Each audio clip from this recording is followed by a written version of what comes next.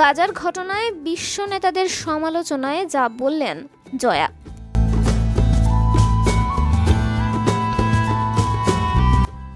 ফিলিস্তিনের অবরুদ্ধ গাজা উপত্যকায় ইসরায়েলি বর্বরতা বেড়েই চলেছে।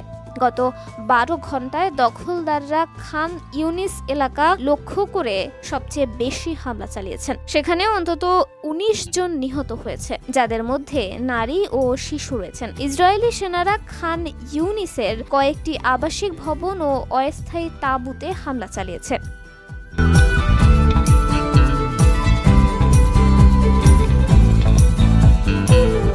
এতে অনেক মানুষ ধ্বংসস্তূপের নিচে আটকা পড়েছেন, যারা সেখান থেকে বাঁচার আকুতি জানাচ্ছেন। ধ্বংসস্তূপের মানুষ আটকে থাকায় মৃতের সংখ্যা আরও বাড়তে পারে। গাজার স্বাস্থ্য সেবা খাত ভেঙে পড়েছে।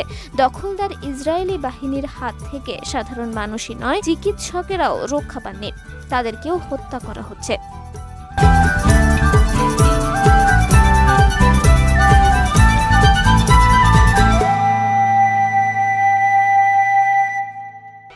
ইসরায়েলের এই বর্বরতার প্রতি ঘৃণা প্রকাশ করেছেন সর্বশ্রেণী পেশার মানুষ। বিশেষ করে আরব ও বিশ্ব নেতাদের সমালোচনায় মেতে উঠেছেন সাধারণ মানুষ থেকে তারকারাও।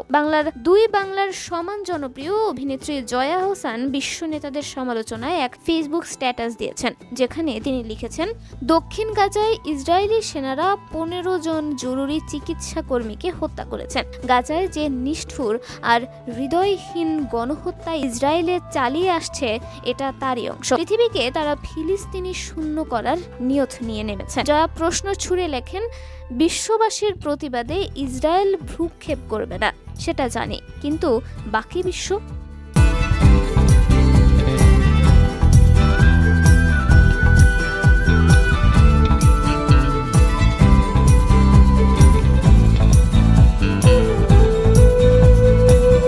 বিশ্বের বড় বড় নেতারা এভাবে বেসুমার মতো শিশু হত্যা, নারী হত্যা, গণহত্যা সবার চোখের সামনে চলতে থাকবে?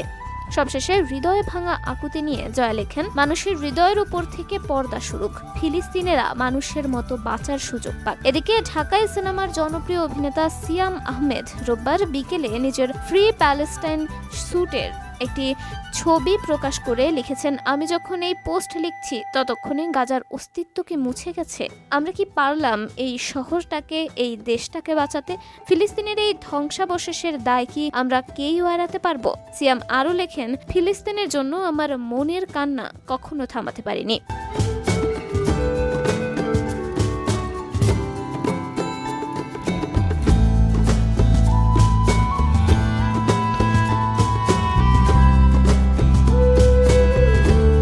হতাশা প্রকাশ করে এই নায়ক লেখেন, এই বিশ্ব leaders, Islamic scholars, Nobel laureates, সাধারণ মানুষ, আমরা কেউ কি এড়াতে পারবো এই দায়? আল্লাহ, তুমি জান্নাতের দরজা খুলে দাও।